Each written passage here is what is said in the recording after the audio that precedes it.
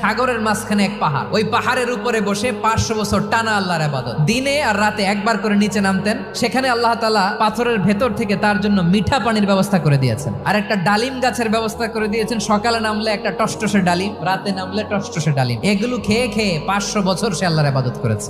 আল্লাহর দরবারে কিয়ামতের কঠিন ময়দানে যখন লোকটা হাজির হয়ে যাবে, আল্লাহ বলবেন 500 বছর ইবাদত করছে তো আমার দয়ায় আমার বান্দারে জান্নাত দাও। এই বান্দা বলে বালবি আমালি, আল্লাহ তোমার দয়া লাগবে কেন, আমি আমার আমল দিয়ে জান্নাতে যেতে চাই। আল্লাহ বলবেন তাই, ঠিক আছে, তোমার 500 বছরের ইবাদত এক পাল্লায় রাখো। আর আল্লাহ বললেন আমি যে দয়া করে সৌন্দর্য দেখার জন্য তোমার দুটা চোখ দিয়েছিলাম, দুটা নয় একটা চোখ আরেক পাল্লায় রাখো। রাখা হবে, দেখা যাবে ওই 500 বছরের ইবাদত হালকা হয়েছে, আর মুহূর্তের মধ্যে আল্লাহর দেয়া একটা চোখের নেয়ামত ভারী হয়ে গিয়েছে।